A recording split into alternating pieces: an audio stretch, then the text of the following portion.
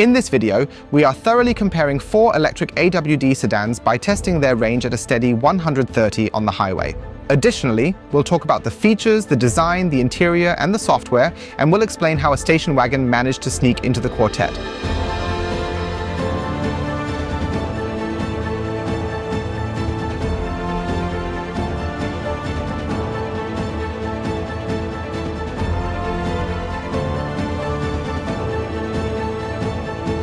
And with that, hey and welcome to this new video here at JÖNOHS. Welcome to probably the biggest comparison we've done here so far. We compare the Tesla Model 3 in the all-wheel drive long-range version, the Polestar 2 with all-wheel drive, the Hyundai IONIQ 6 with a large battery and, you guessed it, all-wheel drive, and the NIO ET5 Touring, which doesn't even come in a rear-wheel drive version.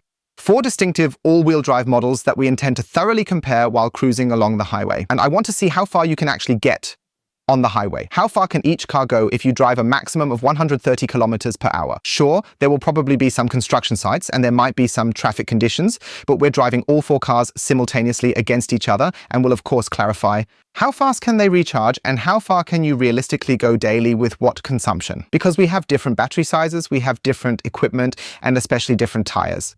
Let me quickly show you that. The usable battery capacities of the vehicles are quite close to each other. 75 kilowatt hours for the Tesla, 78 for the Polestar, 77.4 for the Hyundai, and only the NIO stands out significantly with 90 kilowatt hours. When it comes to pricing, the NIO has an initial starting price of 68,500 euros, the Hyundai begins at 61,760 euros, the Polestar starts from 63,490 euros, and the Tesla Model 3, being the most affordable option among these, starts at 49,900 euros. It's important to note that this is initially just the basic model, but it does always include the batteries as part of the deal. We'll get to why this is important in the comparison later, but first, the key technical specifications. The NIO has a length of 4 meters 79 centimeters, a width of 1 meter 96 centimeters, always compared here without the side mirrors, and stands at a height of 1 meter 50 centimeters. At the beginning of the test, we recorded a mileage of precisely 23,482 kilometers, and this vehicle boasts a WLTP range of a total of 560 kilometers. The test vehicle was outfitted with winter tires, 19 inches in size, full winter setup, meaning no Alvetta or anything similar,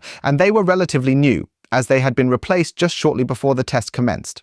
As the only station wagon in this test, the NIO impressively comes with a generous trunk volume of approximately 450 liters, featuring a very convenient loading edge as well as a thoughtfully designed and functional loading cover, or resembling more of a trunk lid, which makes it notably more attractive and practical for everyday use. Especially when you compare it with sedans and consider it being offered at the same price point as the ET5 sedan, that's genuinely quite remarkable. In the same way, the sedan's performance is comparable, being the most powerful in this context at 360 kilowatts.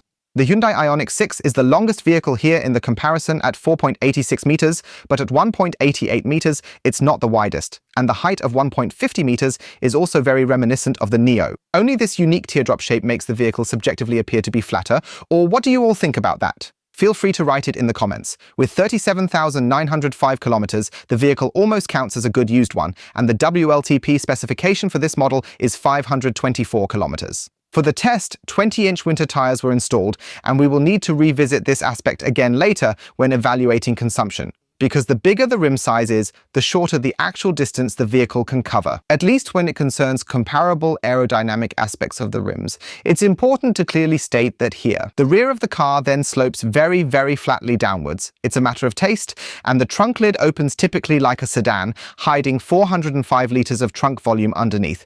Items can be stacked across 2 organized levels, with a small compartment located just below. Overall, the car was relatively narrow for loading. However, there's an additional frunk in the all-wheel drive version with 15 liters. The performance in the IONIQ is the lowest at 239 kilowatts. Before we move on to the next car, a quick break and then a request for you. It would be great if you could subscribe to the channel below the video. It's completely free but greatly assists me in my work to produce such elaborate and detailed videos for you.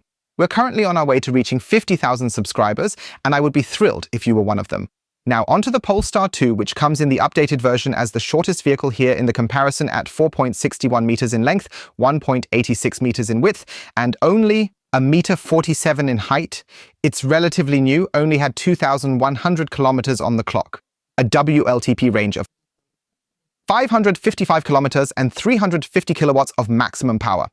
In this particular comparison, sadly enough, one must almost say the Polestar was the only vehicle that came equipped with 20-inch summer tires. I would have really hoped for everyone to have at least similar weather conditions or tires that are specifically well equipped to handle those specific weather conditions, but that's just how the Polestar arrived here, optimized for maximum range on summer tires. At the back, you can really benefit from a large trunk lid, which is basically like a compromise between a touring car and a sedan, as it opens up quite nicely and widely, and provides access to the narrow 364-litre trunk volume. However, it's quite usable in width and also has good storage space underneath. In addition, there is a 35-litre trunk space where the Energy Kick, along with all its various adapters, fit comfortably without any issues. I always find that very practical in the test, and you get the boot tool right up front as well. It's really not that bad that the trunk is the smallest. I am not claiming that Tesla will always be the benchmark in this particular comparison or in the general realm of e-mobility. For a lot of people, it stands as the electric car, making it even more essential that it's included in this comparison. 4.72 meters long, 1.85 meters wide, and 1.44 meters high. The all-wheel drive version offers 560 kilometers based on WLTP and 288 kilowatts of power. The test vehicle, as you can see, comes with 19-inch NIO Aero rims, my personal ones, which I really like to use because they visually match the vehicle well and have all-weather tires. We have now installed all the possible tire variants that you could wish to test on a vehicle, and you can clearly see the comprehensive tire configuration accordingly. The Tesla's rear, familiar to many users, features a trunk lid akin to the IONIQ 6, often viewed as a downside, particularly for loading and unloading tasks and activities. For that, the vehicle has the largest trunk with 594 litres, which is really huge, characterized by a large upper area, but most notably the compartment below. And in addition, there are 88 litres of front space. The Energy Kick fits in there very comfortably with the clever carrying case, and there's still room beside it. The vehicle has 288 kilowatts of power. With the Model 3, which is our used one, we stay there as well. And with 38,000 kilometers, you can also see a bit of that in the interior. That one's definitely the most purest among the options here by comparison. Whether you like it or not is entirely a matter of personal preference and taste. I'll present the vehicles here along with their unique refinements, and for Tesla, for example, that intriguingly includes using the steering wheel to signal, and selects the gears via the central display. Otherwise, there's nothing else here. Yes, the interior has been upgraded compared to the predecessors, but everything operates through the central display, and you have to like that. Everything runs extremely fast and smoothly. The functions that are in place are really consistent too. There are games available, options to watch movies through different streaming platforms, a web browser, and also quite good route planning capabilities. This is exclusive to Tesla superchargers, meaning it's only for use at their specific charging stations. Are taken into account for route planning.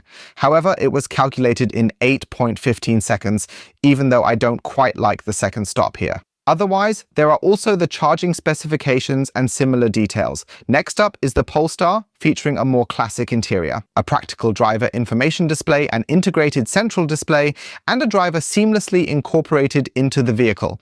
That's one way to describe it. The seat climate feature is solely available with genuine leather seats, and it's truly important to point this out. And the center console almost always feels a bit too bulky for me, even though I genuinely enjoy sitting in the car in this sporty fashion. And as mentioned before, there is both the middle screen and the driver information screen. The display runs on Android Automotive along with Apple CarPlay integration. Yes, you can connect Apple with the system, but unfortunately only via cable. Everything else operates through the Android system, which includes not only route calculation, but also all general information and a range of apps. Because yes, this vehicle here is like a smartphone. You can download various applications from the Play Store. There are countless options, and route planning is done via Google Maps. Took 11.2 seconds in our test to plan the route, which is quite all right, considering it has several filtering options available, so you're definitely on the safe side there with those extra features. The Hyundai IONIQ 6 is the oldest model featured here, which is evident in the design of its interior as well as in the software interface. At certain points, you might consider rethinking the material's appearance. But that's merely my personal opinion. The reality is it actually pertains more to the software. Opting to position the window switches centrally in the console is undoubtedly a matter of personal preference. A central display is matched with climate controls, and the driver's info display connects seamlessly. Next year, an update will include larger batteries, greatly enhancing system functionality and efficiency. But also the brand new software will be integrated into the vehicle. Everything functions reliably, though it does lag behind a bit. Electric car specific topics operate effectively. There are 1 or 2 digital services provided, such as keeping up with football scores or checking the current weather conditions. Everything else is taking its time, but as mentioned, it will come via update. The route planning was relatively slow here with 41,55 seconds. Nevertheless, since the last update, there is also a charging route planning, which even looked quite promising. Finally, the NIO ET5 features an interior design that really offers a wonderful mix of both timeless classic and modern elements. Since the displays are relatively freestanding, the overall appearance leans more towards a classic style. And that should appeal to many people, especially because of the seats with their relaxing massage function, which is the only real one here.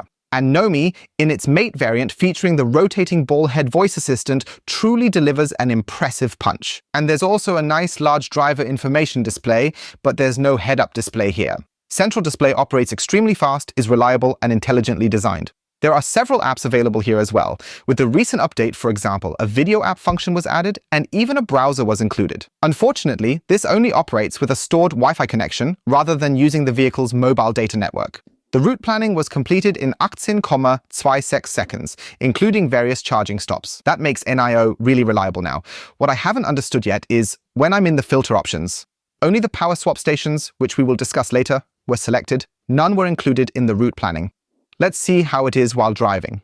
And then, between the range test and us, there's really only the second row of seats. We checked that off relatively quickly. In the NIO, you definitely have by far the most space available. It's wonderfully airy in here, even though the seat bench sits quite low. Additionally, it comes with a beautiful and large glass roof as standard. In the IONIQ 6, you have a similar amount of space, although you are slightly more restricted by the steeply sloping roof. However, there are also some comfort features, like the ability to adjust the passenger seat. There's a relatively restricted space in the rear cushion, featuring a notably steep angle to the backrest. Even though you ride comfortably, you definitely notice the rigid tunnel structure inside the vehicle. And then in the Tesla Model 3, you have a nice flat floor and also relatively a lot of space. Not quite as much at the knees as, for example, in the IONIQ 6. And because such a comparison alone is relatively boring, I've gotten some support from my dear YouTube colleagues. First, Jose is coming along for the experience. Then we also have Jamal, Silvan, and Lucas, who will all be joining and taking part in this test. I'll just put the channels or social media accounts down below the video for you all. Please be so kind and subscribe to them, even though Jose only creates content in Spanish. We'll split up into the cars, but everyone gets a turn to drive each car so it doesn't get boring and we can see each other from time to time along the way. All 5 vehicles are entirely loaded up and parked directly next to me, with their preconditioning function already activated. It got really cold overnight, with below zero temperatures this morning, and the cars were slightly frosted. It should get nicer soon, with sunny weather and temperatures reaching up to 8 degrees or so. 9 degrees are predicted. Let's wait and see. It's kind of an autumn or an early winter transition period. And like 5 cars, you see the NIO, the Hyundai, and the Tesla, and back there, you can slightly see the Polestar. But behind our Kia, there's a Cupra Tavascan hiding, and we're just going to take it along. Also as all-wheel drive, to see how much more an SUV actually consumes in such a comparison. And charging 5 cars at the same time isn't easy at all, which is why I'm really glad that we had 2 energy kicks at home. Now we were able to use our 3 charging stations and 2 energy kicks to fully charge the cars accordingly. And once again, it shows how practical an energy kick is. Just plug in the Schuko adapter here, connect both cars, or simply the CE16 adapter, or the AC charging adapter kit, so you can charge within the city, charge through PV, or manage your fleet efficiently. All that is included in the energy kick. Below the video, you can save 5%. Thanks to sponsors like these, such elaborate videos are possible here, so thanks to the energy kick. We're now getting in the cars and hitting the road.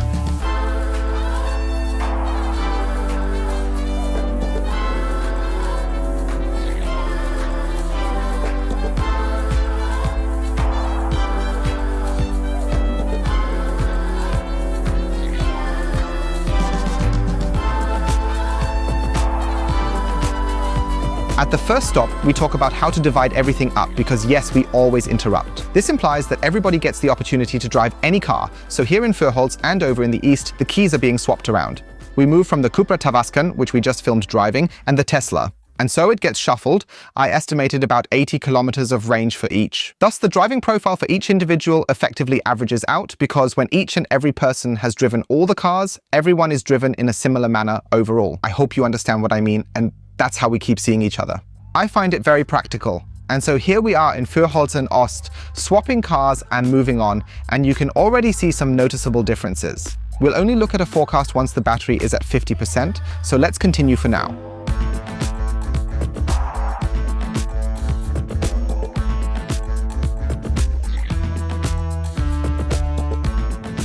What is somewhat surprising is that we have a very strict rule in this test to meticulously adhere to the speed limit. That means I always set this speedometer precisely to what we are allowed to drive, maximum, and at unrestricted limits to 130. Still, I see it in the rearview mirror, I'm leaving the others behind. So I don't know why at 130 on the unlimited or right now it's 120 that I'm driving precisely.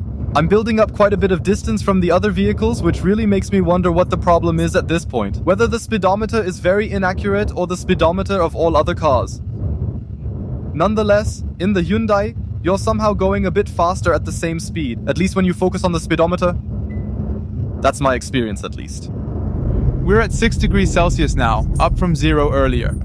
The bright sun is shining, which is likely why the climate control system has used so little energy. Sunlight naturally provides warmth, reducing the need for extra heating.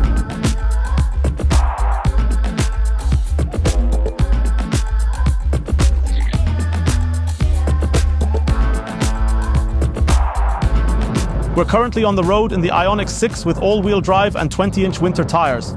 We're driving in normal mode with cruise control set to 130.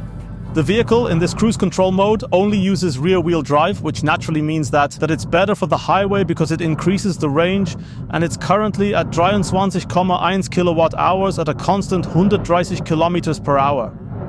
That's already quite good. The question will remain until the very end, as I personally believe, or at least in my own opinion, that the IONIQ 6 along with the Model 3 will likely engage in a very close and competitive head-to-head duel there. That's approximately 5 million. And the consumption stands at around 24, which is considerably higher. It's quite a bit more than what I experienced with the Tesla I owned previously. It was around 16, 17. Such a big difference. Of course, it was a different vehicle class now. As was anticipated, the range will probably not align with what Polestar originally stated or promised. We've just merged onto the highway and I'm already down to having only 95% battery remaining. So the whole thing is dropping significantly faster than Polestar had predicted so far. It's also important to note that, as far as I know, it's the only car among those we're currently testing that has summer tires. Although it's already relatively cool, which theoretically should help with efficiency.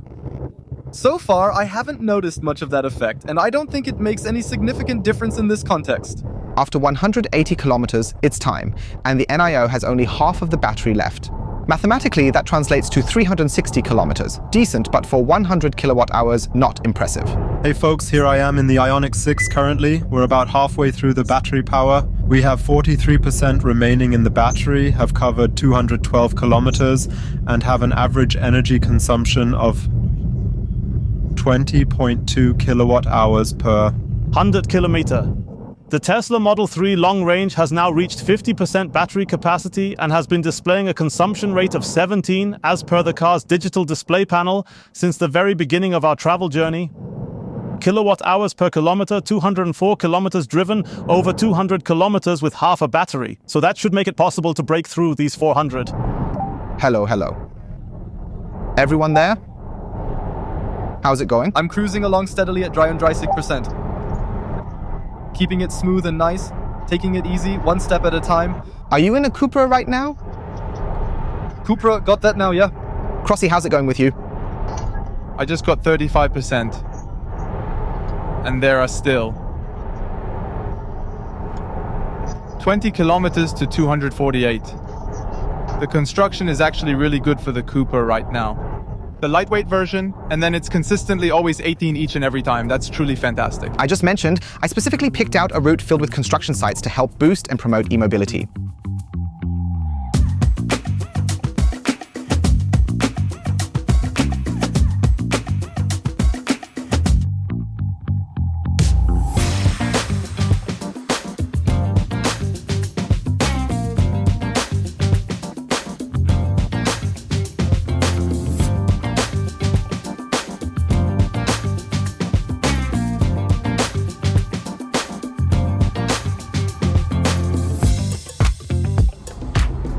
Alright, we've exchanged cars once again. I'm currently seated in the Tabascan, where we now have a remaining range of about 85 kilometers, and the battery is currently at 25%. It's definitely time to recharge now. I've already entered it in the navigation system so that the battery can begin preconditioning itself for charging. Oh dear, the IONIQ 6 is indicating a low battery charge level. Kindly proceed to locate the nearest available charging station. The range is currently at 20% with 64 kilometers still remaining. The Tesla Model 3's energy efficiency performance is actually quite impressive and noteworthy. We're continuing here steadily with 130 kilometers per hour on cruise control autopilot, and it says that we'll reach the next checkpoint with still 21% remaining charge. So I now have 34% left. That means, in terms of consumption, we're doing relatively well with the Tesla. And I'm also quite optimistic that this particular one will end up ranking quite high in the overall chart, specifically when it comes to the range it can achieve on just a single charge of the battery.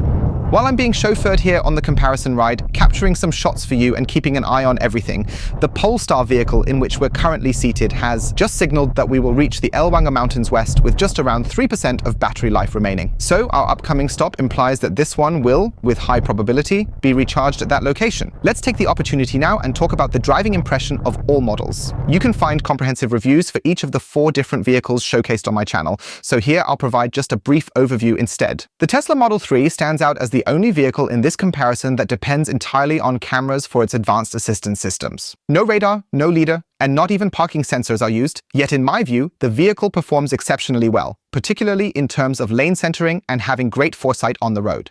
The suspension system, furthermore, has become noticeably more comfortable following its latest revision. Up to a speed of 170, it feels really good, especially on country roads. Beyond that, it feels a bit unstable to me.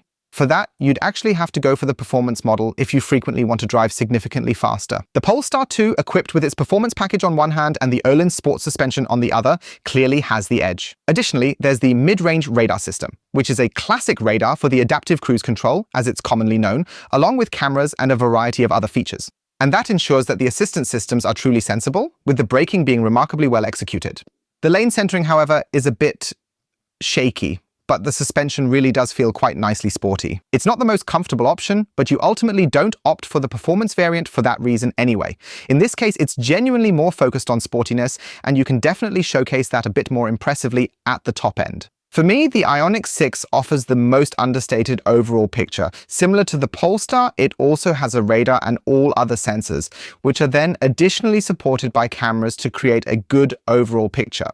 This way, on the highway, thanks to the Highway Drive Assist, you can also perform semi-autonomous lane changes, and it really does it properly. The suspension isn't too sporty, nor is it overly spongy or excessively comfortable. It's well balanced right in the middle, and naturally, the vehicle's length along with the wheelbase help ensure that the car really sits remarkably well on the road. The same applies to the NIO ET5, which has the longest wheelbase in this comparison and is the only vehicle with a ladder on the roof. Additionally, a multitude of cameras, especially those that are high resolution, which offer excellent visibility for distant objects, and a very advanced and predictive ADAS system. What I sometimes find lacking is the precise fine-tuning needed for maneuvers like lane changes or braking to ensure they are more considerate and safer for other road users. The suspension, however, is very, very good for me and quite comparable to BMW.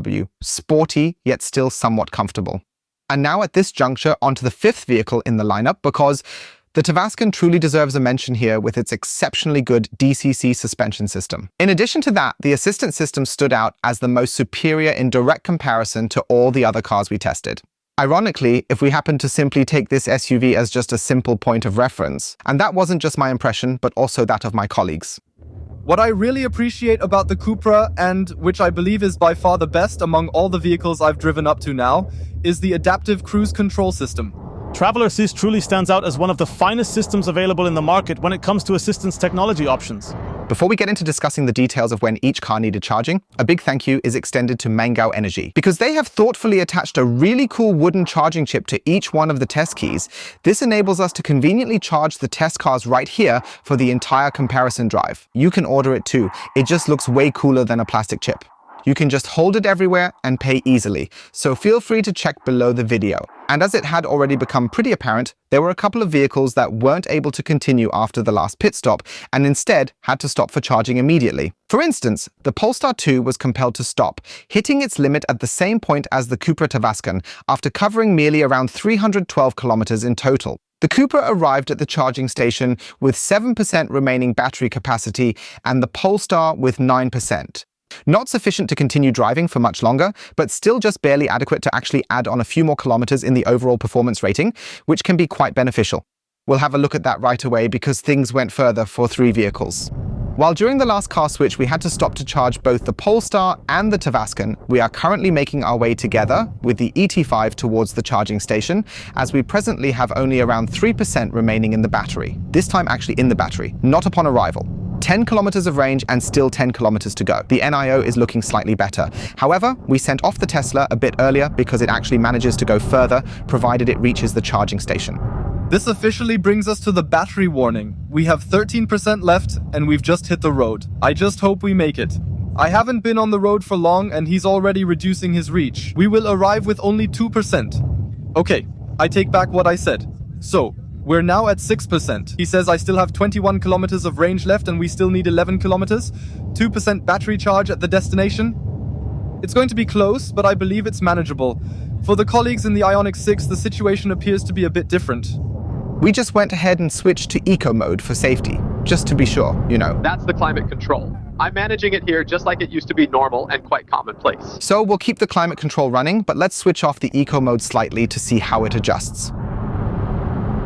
All right, no, I'll definitely stick to below the entire party from 1% to 2%, but I'm not especially concerned at the moment because we've only just recently arrived in the region of Asia. Everything will turn out fine. Even when I had my doubts at times, we both made it through. Hyundai IONIQ 6 and the NIO ET5 Touring both arrived at the exact same charging station after driving 343 kilometers and 340 kilometers respectively. Because there was a significant problem here. The IONIQ 6 estimated fewer driving kilometers, and for me, that's a clear indication of why the vehicle continued to move forward initially, simply due to the fact that it assumed it was traveling at a slower pace than it actually should have been. There's a miscalculation somewhere. Either the rim size wasn't entered correctly, or something is definitely off with the vehicle, as a discrepancy of 3 kilometers over a total distance of 340 kilometers seemed quite unusual to me. The ET5 Touring finally arrived at the charging station with 3%, and the IONIQ 6 with just 1% after those 340, respectively. 43 Kilometer. The only remaining question was really how the Tesla would perform. Hey folks, we did it in the Tesla Model 3. We reached the IONIQ charging station with 4% battery. Here on trip A, we need to check. We've driven 363 kilometers with a total consumption of 66 kilowatt-hours and an average of 18,1 kilowatt-hours per 100 kilometers. And we're going to be applying this same method to all the vehicles now. Thus, for the Tesla, it's 18.1 kilowatt-hours. If you calculate it precisely, taking into account the net battery capacity and the maximum range you could have potentially covered today, based on the distance driven so far and the remaining distance yet to be traveled, because with these 4% you could have driven a bit further, you end up with a consumption of 19.84 kilowatt-hours and a maximum range of 378.1 kilometers. The Hyundai IONIQ 6 has a calculated maximum range of 343.4 kilometers when fully utilizing all 100 kilometers. The car showed a consumption of 20.7 kilowatt-hours. If you calculate with the net battery capacity, it comes out to be 22.5 kilowatt-hours. Mind you, at this point, the vehicle already has almost 40,000 kilometers on the clock. This means that degradation could already play a role here. Just like with Tesla, where the consumption reported by the onboard computer is accurate and not the calculated one. Simply because the 75 or 77.4 kilowatt-hours are no longer available for use. And if this sounds too technical or complex now, feel free to skip ahead where I just talk about my personal impression and experience of it. However, I want to explain this to you as detailed as possible, especially since we've already made the effort. The Polestar 2 reaches 342.9 kilometers with 100% battery capacity, calculated a consumption of 22.6 kilowatt-hours, I estimated 22.75, and the ET5 Touring, that calculated distance was 353.6 kilometers when starting from 100% full charge. Unfortunately, the vehicle does not provide you with an actual consumption figure that you can rely on. Here, you only get information for individual sections of the trip in increments of 100 kilometers or the total kilowatt-hours consumed on a trip. Regrettably, it resets itself, so here is just the calculated outcome. We noted an approximate usage of 25.45 kilowatt-hours in total. Regarding the Cupra Tavascan, it impressively covered 335.5 kilometers on a full charge, highlighting its efficiency and capability to perform. The vehicle calculated consumption at 21.9 kilowatt-hours, but calculated as 22.95. It's an impressive value indeed, especially when you take into account that we're talking about an SUV here, rather than a sedan like the other models in the quintet, which is what it eventually turned out to be. What might also be interesting is the range after charging. So if you had charged to 80%, how far would you go then if you drive down to 10% after the first landing stop again? That's 264.7 kilometers for the Tesla, 240.4 for the IONIQ, 240 for the Polestar, 247.5 for the ET5 Touring, and 234.8 kilometers for the Cupra. And you see how closely everything is actually connected when you consider how similarly sized the batteries are and how far you can actually relatively stands out. The only one that stands out is the ET5 Touring when you consider that it has significantly more battery capacity and yet only offers the identical range. And before we get to the highlights of each participant, a quick note on loading times, because we were able to charge the cars at the Sotomo Innovation Park on the one hand and also during the testing phases. The Tesla Model 3 takes 31 minutes, always going from 10 to 80%. The IONIQ 6 takes 18 and the Polestar 2 takes 28. The ET5 Touring at 40 if you have the old battery and 26 if you have the new battery. And the Cupra Tavascan at 28 minutes. Why the back and forth with the NIO? The vehicle can swap the battery, which we also did together. A lot of people were happy because they hadn't had the chance to see it before. In about 3 to 5 minutes, you're all done and the battery is swapped out. Because with the 100 kilowatt hour version, there are now 2 different sizes. It can mean that you might recharge from 10 to 80 in either 26 or 40 minutes. After considering all these numbers and general impressions, an important question for myself is, what are the personal standout highlights of this event? The standout highlights definitely included the battery swap at the NIO station, which is conveniently situated near Augsburg. I must say the whole process is as smooth as it can be. That means you really position yourself on this parking station, which is here in front of this charging station. Then you confirm on the display, hey, I'm here, and the car does the rest. It parks itself and the battery swap process is nearly fully automated. You can also watch everything on the display, and not much more than moving up and down really happens there. Then you head off again with 91%. That was the coolest part. Today was actually quite a relaxed experience overall. Even long journeys in winter with an electric vehicle, I'm surprised this works really super easy. So my highlight was that everything just went well today. Everything ran smoothly, the weather was great. A bit chilly for the cars as well, but it's really wonderful to observe in a test how it performs under genuinely real winter conditions. The highlight of today for me was, of course, the consumption rates of the Tesla and the IONIQ 6, which were really impressively good. Tesla has always been known for being able to build really good cars, especially when it comes to efficiency. But it's definitely worth mentioning that the Cupra Tavascan in the VZ variant comes with the largest wheels available as winter tires. Really performed exceptionally well and also provided the most comfortable driving experience for me today.